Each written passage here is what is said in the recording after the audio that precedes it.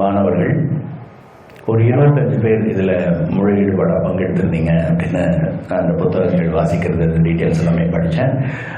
யாரெல்லாம் பங்கெடுத்திருந்தீங்க கொஞ்சம் கை தட்டுவோம். கொஞ்சம் எழுந்து நிற்க முடியுமா? இந்த 75 பேர் எல்லாரும் ஒரு பலத்த கைதட்டல் உங்களுக்கு கொடுத்துடலாம்.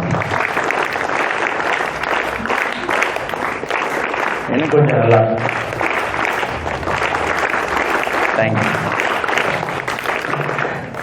ஏன் அப்படின்னா, மலை உச்சிக்கு நம்ம போகணும் அப்படின்னா நம்மளுடைய முதல் அடி அப்படிங்கிறது நம்ம கிட்ட இருந்தா தொடங்குது. அதாவது நீங்க மலை உச்சிக்கு போகணும்னு நினைச்சாலும் நாம எங்க இருக்கிறோமோ அங்கிருந்து ஒரு முதல் அடி எடுத்தா தானே உச்சிக்கு போக முடியும். இல்லை உட்காந்து கற்பனை பண்ணிடலாமா? கற்பனை பண்ணியே போயிட முடியுமா? வாய்ப்பே இல்லை. அந்த மாதிரி நம்ம வாழ்க்கையில உச்சத்துக்கு ஒரு உயர்ந்த நிலைக்கு போகணும் அப்படின்னா இப்போ இங்கிருந்து நம்ம எடுக்கக்கூடிய முதல் அடிங்கிறது புத்தக வாசிப்பு தான். இப்போ மீனாட்சி ஒரு கதை சொல்லியிருந்தாங்க, கற்பனை கதை சொல்லிட்டு இருக்கும்போது சொன்னாங்க, எங்கள் வீடு இருட்டா இருக்கு, பள்ளி இருட்டா இருக்குது அப்படின்னப்புறம் ஒளி வந்துச்சுன்னு சொன்னாங்க. இந்த புத்தக வாசிப்புனால உங்கள் வீடு வெளிச்சமாகிறது மட்டும் இல்லை, உங்கள் பள்ளி வெளிச்சமாகிறது மட்டும் இல்லை, நம்மளுடைய இருக்கிற உலகம் வெளிச்சமாகிறது மட்டும் இல்லை, மிக முக்கியமாக உங்களுடைய உள்ளம் வெளிச்சமாகும், உங்களுக்குள்ள இருக்கிற மனம் வெளிச்சமாகும். இந்த வெளிச்சம் அப்படிங்கிறது உங்களை சுற்றி இருக்கிறவங்க எல்லாத்தையுமே ஒளி வீசக்கூடிய ஒரு தன்மை உருவாகும். அதுதான் இந்த புத்தக வாசிப்பு. சரி, நான் தினசரி புத்தகங்கள், நான் பாட புத்தகங்கள் படிச்சுட்டு தானே இருக்கேன், அது போக வேற ஏதாவது செய்யணுமா? கட்டாயமா செய்யணும். ஏன்னா இந்த வாசிப்பு அப்படிங்கிறது நம்மளுடைய பள்ளி புத்தகங்கள் வாசிக்கிறது அப்படிங்கிறது நம்ம ஒரு பாடத்திலிருந்து ஒரு வகுப்புலேருந்து இன்னொரு வகுப்பு நோக்கி போகிறதுக்கு உதவி செய்யும்.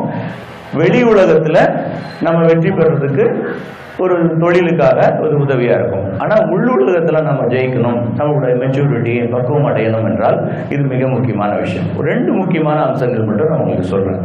இதுக்கு ஏராளமான பலன்கள் இருக்குது. இதை பற்றி நான் முன்னாடியே உங்களுக்கு சொல்லியிருக்கிறேன். உங்களுடைய கற்பனை திறன், இப்போ பேசின 3 பேரும் அந்த கதையை சொல்லும் விதம், அவங்க சொன்ன கதைகளை திரும்ப சொல்கிற விதம், அது உங்களுக்கு புரிய வைக்கிறது, இது எல்லாத்துலேயுமே ஒரு தெளிவு பார்த்தோம் இல்லையா? பார்த்தீங்களா? இதில் இந்த புத்தக வாசிப்புனால உங்களுடைய வாழ்க்கையில் என்ன அடையணும், லட்சியம் அடையணுமோ அது கட்டாயமாக நம்ம அடைய முடியும். அதுக்கான அறிவுத்திறன் நமக்கு தேவை. இந்த பள்ளிக்கு செவரில் ஒரு முக்கியமான ஒரு பொன்மொழி எழுதியிருக்காங்க. அறிவு பற்றியும் ஞானத்தை பற்றியும் ஒரு பொன்மொழி எழுதியிருக்காங்க.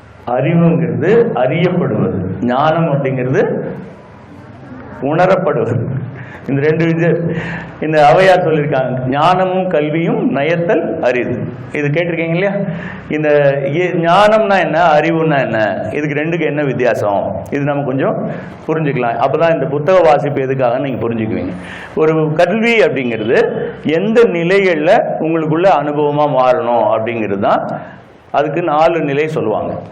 அல்லது கற்றல் அல்லது கேட்டல், அதுக்கப்புறம் சிந்தித்தல், அதுக்கப்புறம் தெளிதல், அதுக்கப்புறம் நிஷ்டை கூடல், அப்படின்னா தியானித்தல் அப்படின்னு சொல்லுவாங்க. இது சுருக்கமாக சொல்லணும்னா ஒரு விஷயத்தை தெரிஞ்சுக்கிறதுக்கும் அதுவாகவே ஆகிறதுக்கும் இருக்கிற வித்தியாசம். அறிதல், ஆதல். புரியுதா உங்களுக்கு? ஒரு விஷயத்தை தெரிஞ்சுக்கிறதும் அதுவே நம்ம அனுபவமாக மாறதுக்கு இருக்கிறது தான் கல்விக்கும் ஞானத்துக்கும் இருக்கிற விஷயம். கல்விங்கிறது ஒரு கருவி மாதிரி. இப்போ நீங்கள் ஒரு ட்ரில்லிங் மிஷின் எடுத்து எப்படி ட்ரில் பண்ணுறீங்களோ அந்த மாதிரி இந்த கல்விங்கிற நம்ம ஒரு கருவியை பயன்படுத்தி நமக்குள்ளே நிறைஞ்சிருக்கிற ஞானத்தை வெளியில் எடுக்கிறதுக்கான ஒரு கருவி தான் இந்த புத்தக வாசிப்பு அப்படிங்கிறது. அதாவது கல்வியை ஞானமாக மாற்றுறதுக்கான ஒரு வாய்ப்பாக இந்த புத்தக வாசிப்புங்கிறது அமையும். 2வது, இப்போ நம்ம இந்த பொருட்கள், நம்ம உலகத்தில் இருக்கிற எல்லா விஷயங்களும் 5 பூதங்களால் ஆனது அப்படிங்கிறது தெரியும் உங்களுக்கு இல்லையா? 5 பூதங்கள் என்னென்ன? நிலம், நீர், நெருப்பு, காற்று, ஆகாயம். இந்த 5 பூதங்கள். இந்த 5 விஷயங்கள்ல தான், அதனால தான் எல்லாமே உருவாக்கப்பட்டிருக்குது. நம்ம எத்தனை அறிவு? நமக்கு 6 அறிவு.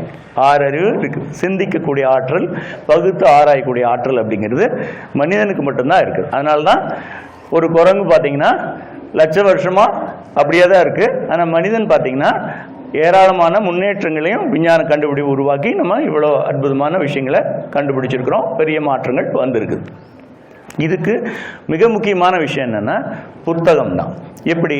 இப்போ ஒருத்தர் அவருடைய காலத்தில் கண்ட அறிவை, ஞானத்தை இன்னொரு தலைமுறைக்கு, அடுத்த தலைமுறைக்கு கொடுத்துட்டு போவதுன்னா எப்படி கொடுத்துட்டு போக முடியும்? புத்தகங்கள் வாயிலாக தான். இப்போ நம்ம 1000 வருஷத்துக்கு முன்னாடி, 2000 வருஷத்துக்கு முன்னாடி திருக்குறள் இன்னும் படிக்கிறோம், இன்னும் கூட நமக்கு உபயோகமாக இருக்குது. இந்த புத்தகம் எழுதப்படாமல் இருந்தால் அல்லது சொல்லப்படாமல் வாய் வழியாக மாற்றப்படாமல் இருந்தால் இந்த ஞானத்தை நம்ம அடைஞ்சிருக்க முடியுமா? வாய்ப்பே கிடையாது. ஸோ அந்த 1000 வருஷம் முன்னாடி இருந்த ஞானத்தை நம்ம வாங்கிக்கிறதுக்கு ஒரு சுலபமான கருவியாக இருக்கிறது இந்த புத்தகம். இந்த 3 குணங்கள்னால தான் இந்த உலகங்கள் உருவாக்கப்பட்டிருக்குன்னு சொல்லுவாங்க. இந்த 5 பூதங்களுக்கும் காரணமாக இருக்கிறது 3 குணங்கள். இந்த 3 அடிப்படையான குணங்களை பயன்படுத்தி எவ்வளவு வேணால் உருவாக்க முடியும். அப்படின்னா என்ன? சாத்வீகம் அப்படின்னா இது ஒரு அறிவு அல்லது ஞானமயமாக இருக்கக்கூடிய ஒரு விஷயம், தூய்மையானது, பியூர் அவேர்னஸாக இருக்க, தூய்மையாக இருக்கிற விஷயம். வெளிச்சம்னு சொல்லுவாங்க, அதாவது உள்ளொளி இருந்து வரக்கூடியது தான் சாத்வீக குணம் சொல்லுவோம். நற்குணங்களால் நிரம்பினது. தாமசம் அப்படின்னா என்னன்னா ஒரு இருள், அறியாமை, பேராசை, இந்த மாதிரி விஷயங்களால நிறைந்த, லெத்தார்ஜி, சோம்பல், இந்த மாதிரி விஷயங்களால நிறைஞ்ச விஷயம்தான் தாமசம் அப்படின்னு சொல்லுவோம். ரெண்டுக்கு நடுவில் இன்னொன்று இருக்குது, ராஜசம். செயலூக்கம் நிறைஞ்சவங்க, இதுதான் ராஜசம் அப்படின்னு சொல்லுவோம். இப்போ நிறைய படிக்கணும் அப்படின்னா, நான் கலெக்டர் ஆகணும் அப்படின்னா அதுக்கு செயலூக்கம் தேவை இருக்குது. இல்லை நான் இன்ஜினியர் ஆகணும்னா அது செயலூக்கம் தேவை இருக்குது.